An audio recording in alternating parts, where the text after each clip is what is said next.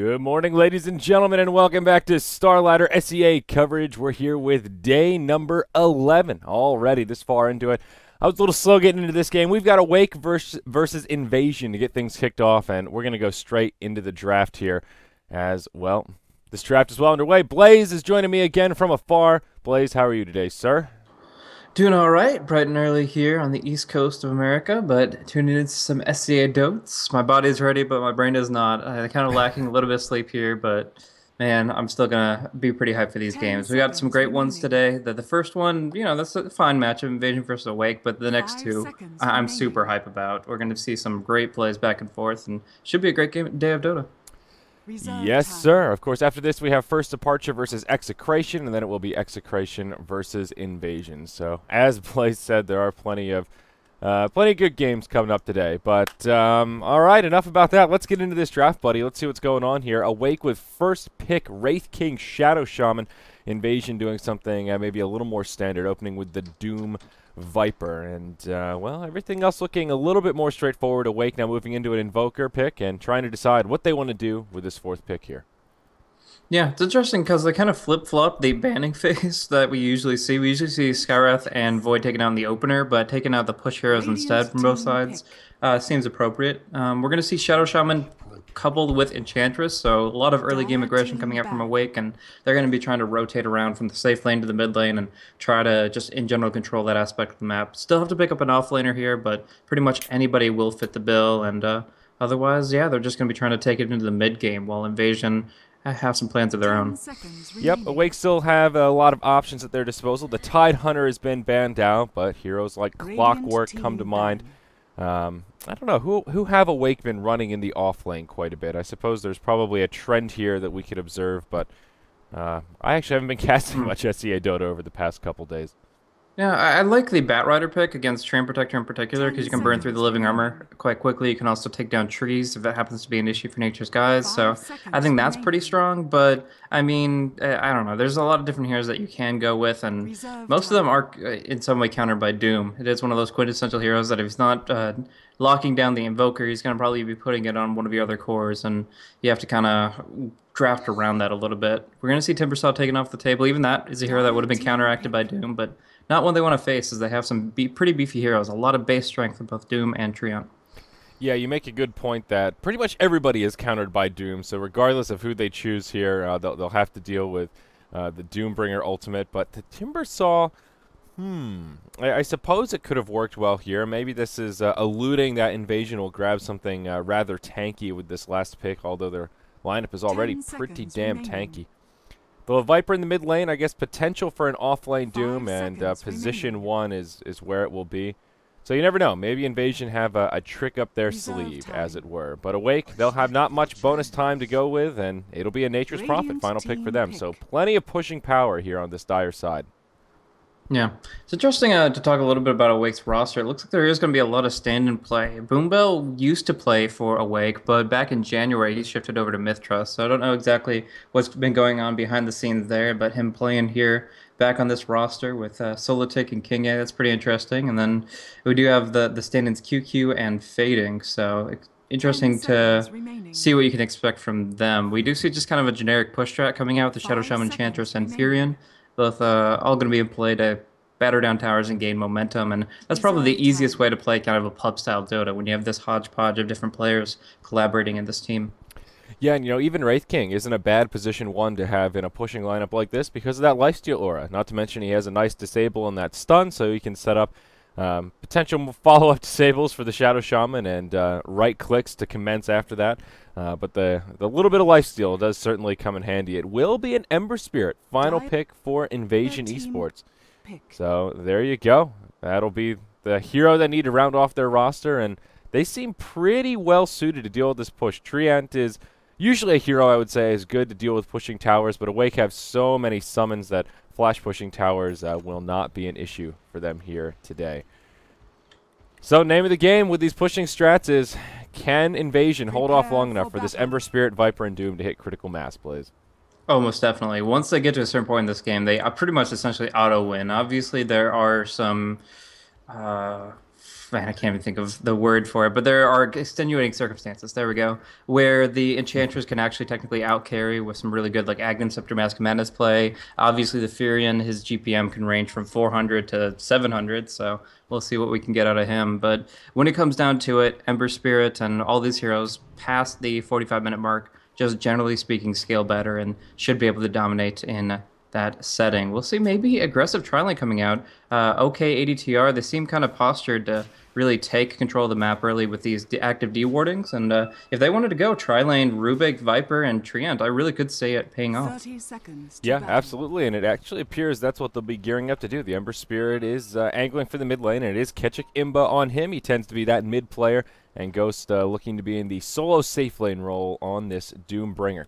Already, Invasion off to a good start, though. That first sentry proves successful. They will take out one of the Dire observers, and their other observer will come down on the high ground on the Dire side of the river here at the bottom rune position. So a minor victory for the Radiant side, but a victory nonetheless. They still have another observer to work with on ADTR's Treant Protector, and we'll see where he puts it down.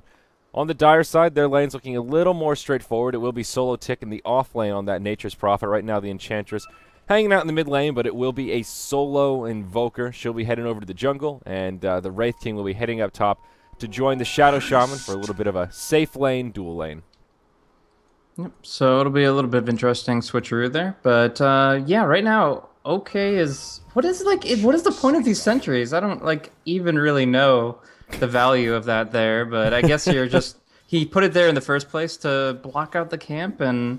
Or maybe he wanted to kind of block out the camp and make sure there weren't any wards just to the west here. But in either case, he sees the essential ward that he will take off the table, even though there's really no value in that, and no gold either. But yeah, it's going to be a duo top. FCFC Viper plus Rubik, who started out with 2 Clarities and was pooled 2 Tangos. It seems really, really weird, but I guess I could see it working.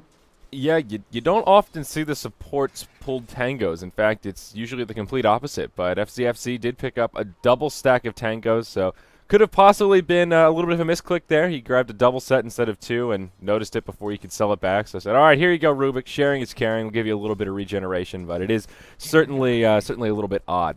Wraith King will be solo up in the top lane here as the supports do rotate towards the mid. Ember Spirit has already been pretty aggressive on this Invoker, and they will be looking for an early gank. Enchantress with a pretty good set of creeps here, the double Centaur, and Shadow Shaman actually still hasn't leveled anything up quite yet, but we'll see how this works out. They've got that little attack speed aura here, and Ketchik not in the worst position, but he is a bit far forward. He is far enough south, though, that he will reveal the smoke, and the initial gank on the Dire side will be unsuccessful. Yep. So it's really difficult to get in range with those unless you have something like a Dark Troll Summoner. You're not going to be able to start off with any of your spells, and Boombell wasn't able to get close for the Cold Snap either. So the reason this item progression has come through for Treant and for Rubik is actually because the Treant really wanted to go for boots first. Allows him to be very active. It's this Leech Seed, and that's really cool, but it forces the other support to go for the Ground Courier, the Observer Wards, and the Sentry Wards all in one. So it does deprive him quite substantially. Down at bottom, we're going to see Ghost actually take a lot of damage here, but he does have this Unholy Aura, Tango Salve, and the Scorched Earth, so he should be able to pretty much pull a 180 on his health pool in a very short span of time. Yeah, we've talked about that Satyr Tormentor as one of the ideal creeps for the Doombringer to pick up in the belly early on because of that natural regeneration. Basically a free ring of health, if you will. Not quite on point, but pretty damn close. That Stout Shield, a necessity against the Furion as well. And as you mentioned, he will be back up to an acceptable level of hit points. Rubik did find an invisibility rune here at the 2-minute mark, and he is rotating around the jungle, stalking King A right now, just absorbing some of that experience, and making this Enchantress wonder, how come these creeps aren't as valuable as they should be? And actually, the Shadow Shaman having a similar problem here, but he'll get initiated upon by the Telekinesis. Hex onto FCFC, but there are plenty of right clicks to commence, and this will be an easy first blood. It is indeed the Viper that picks it up and grabs all of that bonus gold. No points in Nether Toxin, but double points in Poison Attack, more than enough to bring down the squishy support. Yeah, and FCFC is really doing well. 13 CS is fine early, but now having 900 gold, essentially if he wants to go for the phase boots, he certainly can, but more likely you're going to see essentially just a straight buckler out of him. He'll go into the early mechanism, maybe a Basilius since he does have that ring of protection, and otherwise just make sure that they do have the team fight potential for the team as a whole. He goes for the treads though, and that's perfectly fine as far as good stats to play around with. allows him to get more Viper strikes out in the earlier stages without retreating. But yeah, it isn't going to be as active on the map as a mechanism might be. Yes, sir. Looking at the mid lane here, Boombell is having a pretty good time against Ketchuk and actually close to securing a kill here. Sunstrike, if that had been on the money, that might have been enough for a kill. But not quite there. Living Armor comes out, and the Ember Spirit will come back to full health. And oh no, the rotation from OK. Boombell, he'll pull an about face, and this is a cheeky little play here, but almost enough for him to survive. The Searing Chains connect, and that will be a kill for the Ember Spirit. Great support from the Rubik, and that will yield a turnaround kill, making it 2-0 for Invasion. Oh, this Doom. Doom got 1v3'd on and was barely able to get out of the Sprout. Like, he sat through 2 full seconds of Sprout before tangoing, and I'm amazed he lived. But getting the HP regen, just barely surviving through the right clicks, and also a couple lucky uphill misses, and he was barely able to live with, like, I think he dropped down to 50 HP at the lowest. So very close call for him on the bottom lane, but he survives while they're occupied. The Invoker falls, so overall, some great start for Invasion. Yes, indeed. I did not catch any of the Doom skirmish down bottom, so I'm glad you were watching it. And following his survival, he will grab some phase boots here. So that makes his life a lot easier, not only for the additional right clicks, but a big movement speed. Well, it would be an advantage over the Nature's Prophet, but now at least a break even as he's picked up phase boots and also an Orb of Venom of his own. We'll see the Shadow Shaman hang around in the bottom lane, leech a little bit of experience, trying to find level 3. And that early point in Hex is a little interesting. You usually see Shadow Shamans grab that Ether Shock, and there you go. Level 3, he'll go for a 1-1-1 build. And now the wraparound will commence. The chicken to start things off. There, the Stretch Armstrong Shackles. But Shadow Shaman taking a lot of damage in return. Boy. He takes a Shockwave. OK, TP's in, and he might be able to just right-click him down. Fade Bolt to the face. That'll be a dead Shadow Shaman, and that'll make it 3-0. Yeah, that was an easy TP rotation for the Rubik. Glad that OK was wise enough to pick up the scroll beforehand. But yeah, just being active across the map is really the name of the game for them. If they prevent any losses, they can do a number on the push lineup and, as you said, turtle the game in their favor towards the mid to late. So in this position, just keeping Doom alive there is going to not only turn things in their favor in terms of getting the kill, but of course Doom gets to stay on the lane and just keeps on using that Devour whenever it's available. Yeah, even the Shockwave coming in handy there to make that an easy turnaround on the Shadow Shaman. Easy seems to be the word that I'm overusing today. I don't know what it is, but it's just come out way too many times for only a 6-minute match. Double Damager into the bottom position. It will get picked up by the Nature's Prophet there. And, of course, while I'm looking at this skirmish, we'll miss a kill in the mid lane. Invoker gets picked off again. Ketchuk gets credit for the kill. Rubik in a bad spot. Compliments of that rotation from the tree. And, oh, Jesus. Yeah, Rubik won't make it away. Playing catch-up, man. But, yeah, we got the Enchant into Sprout, double damager, and pretty easy pick. It wasn't really anything fancy there, but... Yeah, Rubik on brown boots. Poor guy. It's a slow Magus. Yeah, this is the number 5 Rubik, to be sure. This Treant is going to be more active as a result, but... Wait. I like that.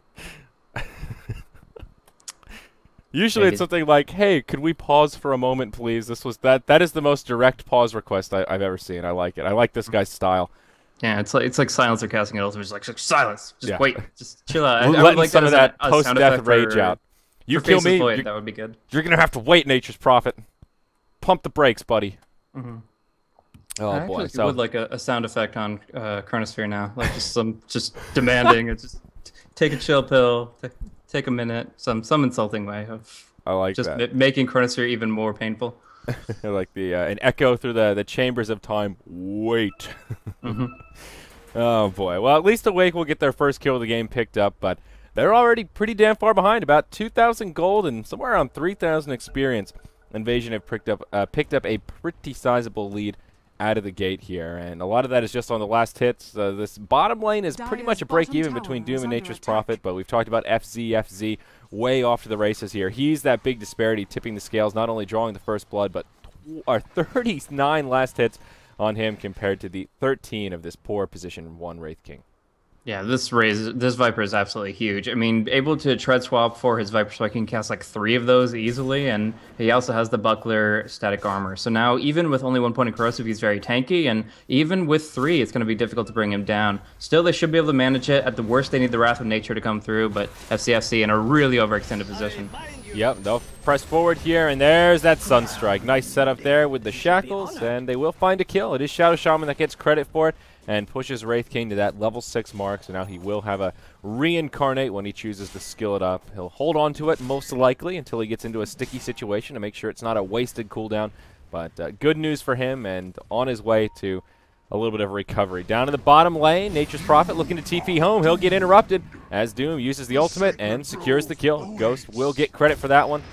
Meanwhile, in the top lane, this tower will start to take some pressure, and now in the mid, they'll go in on the Boom Bell. Ketchikimbo was waiting for the rotation. They'll even use the Courier in the middle of the fray, and they'll get the kill on the Invoker. Almost a turnaround onto Ketchik as he takes a cold snap and a couple of shots from the tower, but he will survive, and it'll be a 2-0 across the map as Invasion further their lead here. Yeah. This is interesting. The Doom is, even because he has this great start, able to go for a Midas at the 8-minute mark here, along with phase boots, and still he'll be pretty active in fights when he needs to be, whenever the Doom's available. We're going to see actually an aggressive TP coming out for Solzek. This might be a little dangerous here. First and foremost, ADTR on the front line is going to eat the stun, going to eat the big right click, and he will be falling. But yeah, there is a lot of potential for rotation here. If OK TP's up with his spell steal, they could try to contest it, but right now it seems like the 4-man death ball is just a little too strong. Yes, sir. He saw Viper going for the deny. A close call. Would have been a big win for Invasion there if he had secured the last hit on that tower. But you can't win them all. It is Nature's Prophet who will secure it. And like you mentioned, Doom will more than make up for it with that early farming investment. Nature's Prophet looking for his Hand of Midas, and following that tower last hit, he'll have it. Recipe sitting in the bank, and we'll just need to wait for that Courier rotation, and he'll have his farming tool as well. Not quite on point with the Doom's timing, but still pretty damn close. Rubik here will steal some Treants, and they may utilize this to try and pressure that bottom tower, and nope, never mind. Oh, pardon me, that's a Sprout, not Treants. Never mind. Strike it from the record, Blaze. I'm sure there'll be a number of call-outs like that. I'm not in the perfect casting mode, so we'll just have to have some fun with it at the very least. If it can't be the uber professional, perfectly on point, then we can at least have some fun. Yep. Yeah, nothing like you wake up at 2:30 to find out, oh, the game's postponed. Oh, great, I get to go back to bed for an hour, but you've already woken up, so that going back to bed is almost worse than if you had just gotten up and stayed up all the way through. So I'm glad we're suffering the similar plight here. Maybe not so good for the viewers at home, but what are you going to do? We will see initiation here in the mid lane as Ketchik maybe bites off more than he can chew, but FZFZ is inbound. He will throw a Viper Strike out on the Enchantress. She'll throw out the Attendants, but it just won't be enough. Now Ketchik sips the bottle, presses back in, and the Nature's Prophet now TP's forward to join the party. It's a Rubik, a tree on his way in, and the Doom, a full 5-hero rotation from Invasion. And Viper will secure a kill onto the Nature's Prophet. Doom ulti comes out onto Invoker, and this will be at least a 3-for-0 exchange to get things started. Now the Wraith King coming in, does skill up the ultimate, but he doesn't have enough damn mana. Now that's a 4-for-0, a triple kill for the Viper, and now this could be a full team wipe. Shadow Shaman will get converged upon. Poison attack sets up the kill. It's a 5-for-0 after a 5-hero rotation, Blaze. Yeah, absolutely obscene just how well they were able to execute that, but that's really what you get when you bring the Doom as well as the Spell Seal into the fray. I guess the Rubik didn't really contribute that much with just a single Forge Spirit, but, you know, he gave it the good old try, and that Viper, he can really just tank it up on the front line. That he's pretty much got the mechanism, yeah, on the Courier, or sorry, in the stash right now, and they're going to be pushing out here on the mid lane. It's actually good that the Wraith King didn't have enough mana for his ulti, because he would have just died again. It would have been a 5+1. So, yeah, doing this real quick. They're pushing it out. They're doing what they can, but it looks like a tornado might be enough to at least hold the tower for now. It looks like Ketchik is committing, though.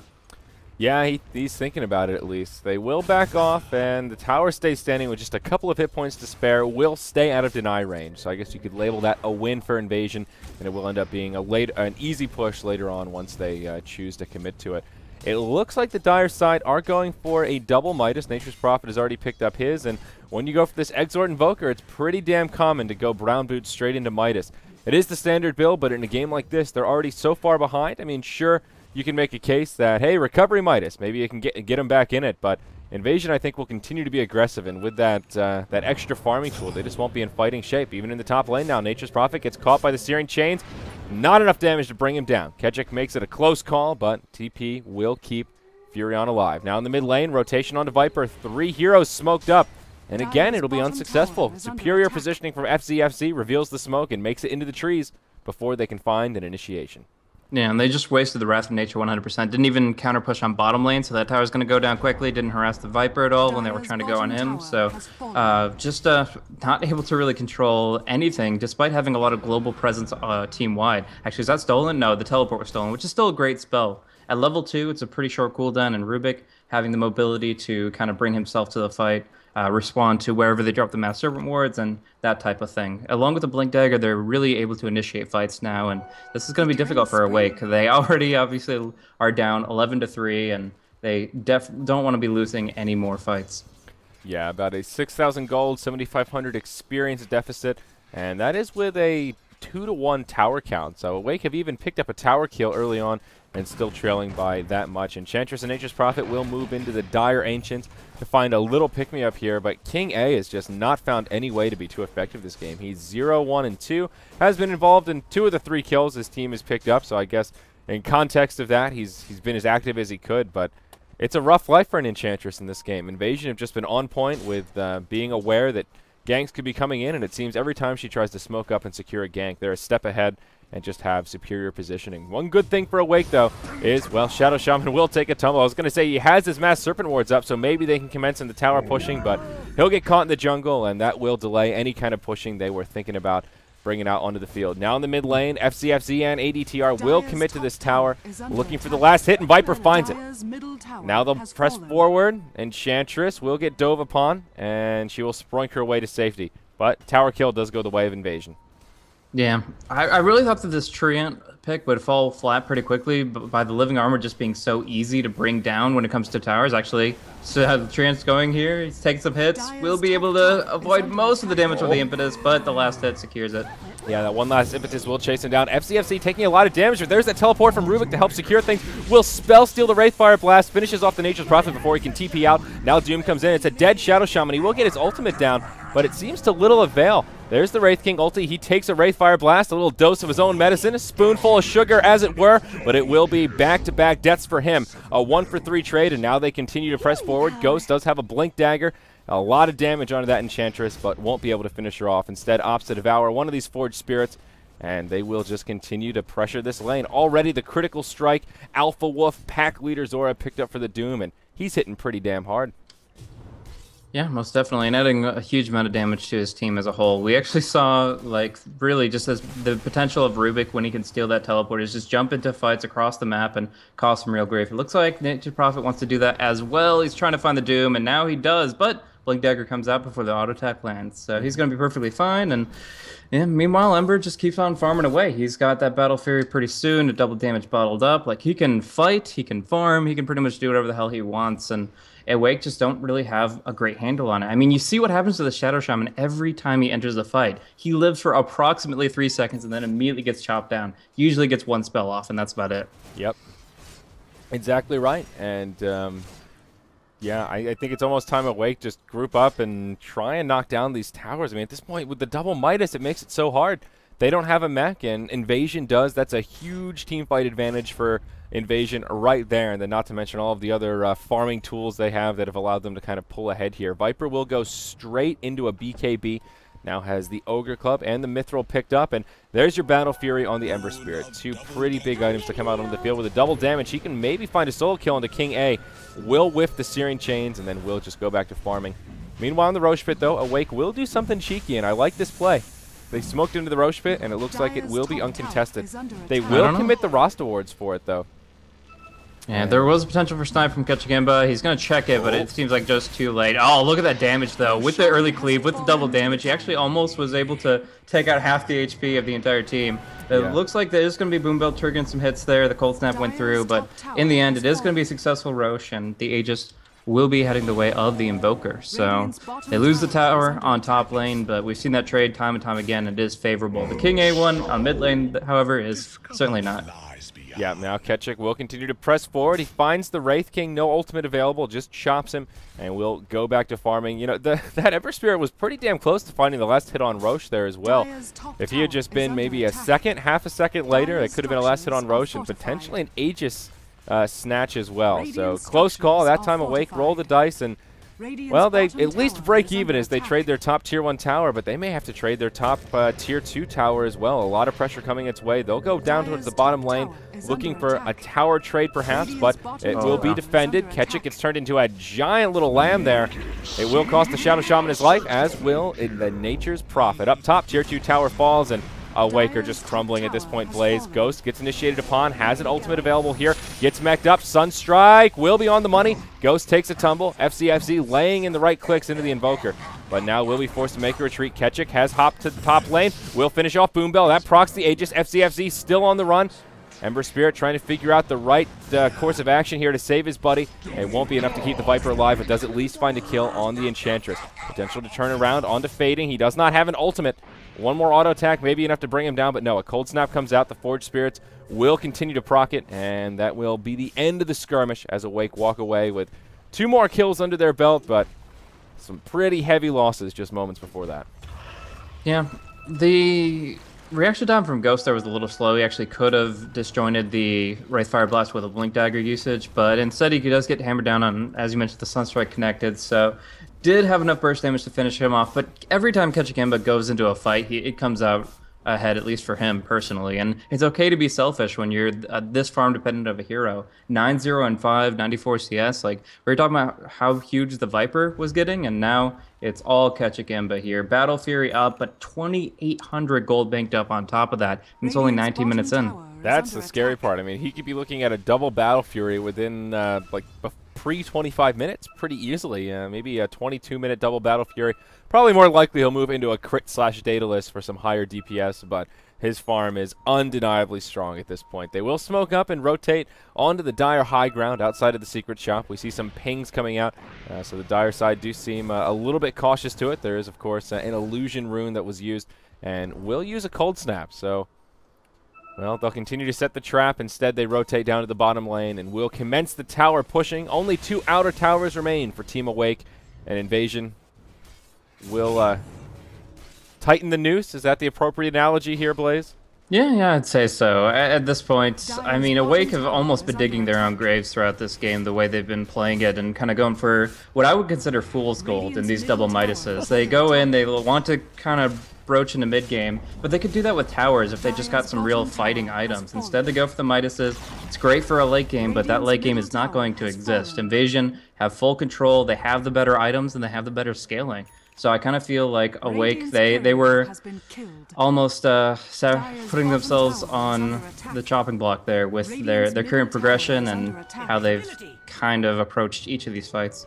Yeah, now there have been a few items picked up with that tower exchanging we just saw. The Nature's Prophet now has a Maelstrom, so his DPS is a little more effective. Level 1 Necrobook out on the Invoker, and a Blink Dagger on the Wraith King, who is also level 11 with, of course, that second point in Reincarnate. So he is a little bit more potent, has also picked up Drum of Endurance for a little bit of an early edge, but here's the initiation. Shiva's already up on Ghost, initiates with it, ultimate onto Boombell straight away. He'll get chopped down, overgrowth from the tree, and they will secure a duo of kills. Wraith King will be coming right back up, but I see no reason why they can't just bring him down again.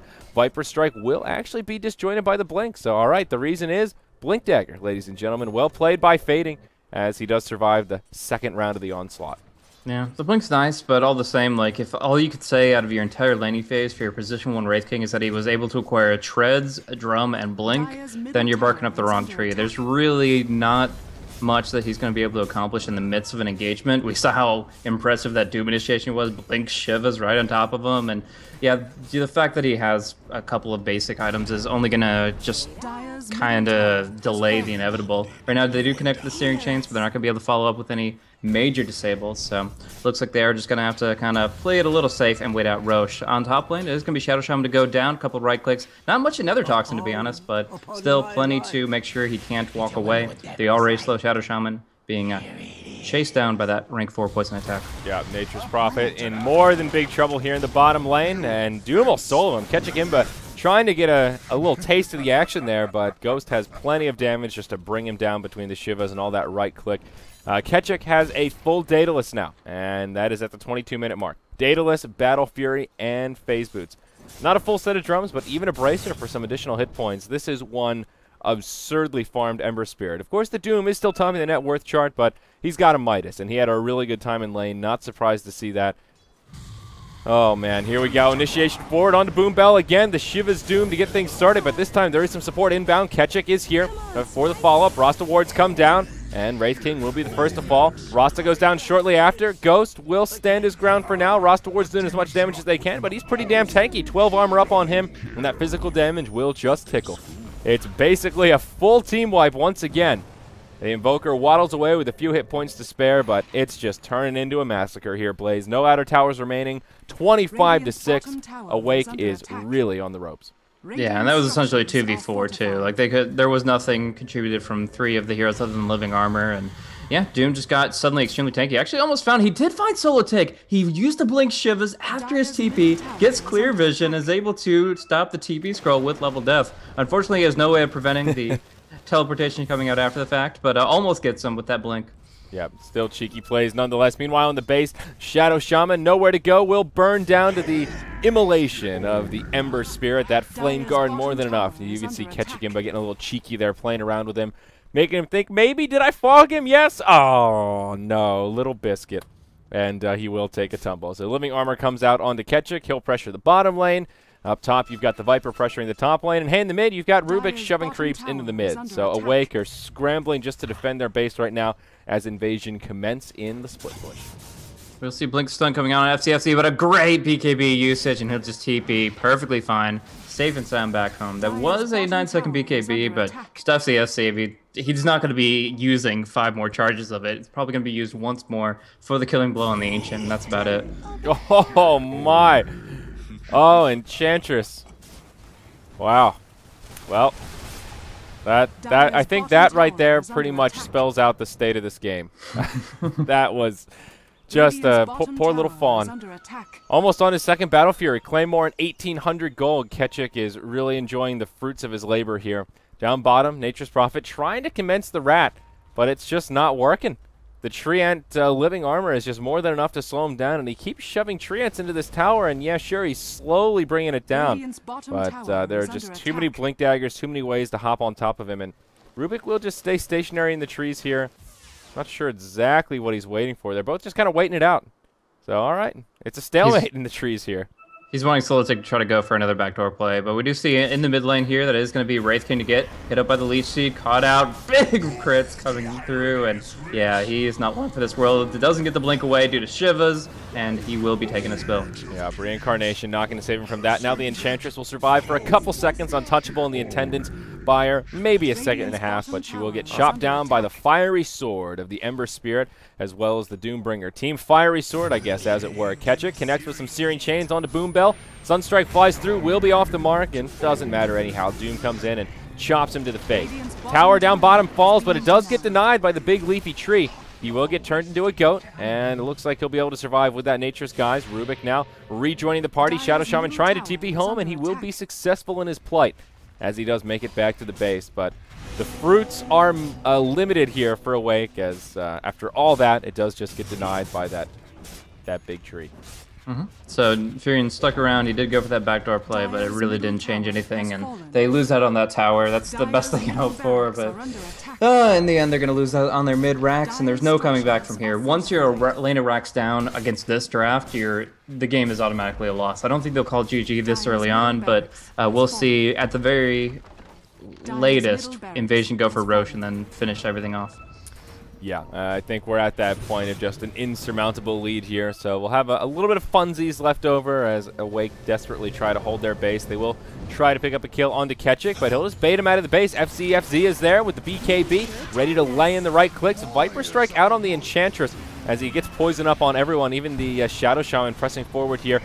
And the fire is just too much. Nature's Prophet dies, down goes the Invoker, and all right, there you go, GG. And 35-6. Invasion looking pretty strong over Team Awake. Yeah, to be fair, there was a lot of stand-ins in play. Bunksilver T wasn't involved, and I would definitely consider him the most valuable player on the side of Awake. So, taking all that into consideration, they played all right, but Invasion just showing them who the higher tier team is in this regard. So, nicely done, 17-0 and 9 against Gimba's Ember. He played this one like a pub, and yeah, he really was able to take full advantage of the discoordination of Awake. Yeah, and honestly, I don't think there's too much else to say about it. Looking at that Dara draft, it's pretty much an all-in push team. If the push doesn't work, then you're kind of a one-trick pony. You don't have anything to fall back on. No horse of another color, as it were. So it will be a decent break here, folks, until our next match starts. That was a pretty quick game out of the gate, and it even started a little bit early. I believe our next match is literally scheduled to start in an hour. Is that right, Blaze? Is it 45 minutes? Now that I'm looking at it, I've forgotten the schedule since we Should had be a half had a after, delay. so I would think it's about 40 minutes from 40 now. minutes. Ah, okay. All right. That first match getting delayed is throwing me for a loop here. So we'll be about a 40-minute break, guys. Hang around. We'll have some Monster Cat jams coming your way. And then up next will be First Departure versus Execration. So should be a game worth waiting for coming up next. But until then, I'm Zyori, joined remotely by Blaze. Thank you so much for joining us on Beyond the Summit. We'll be back after this.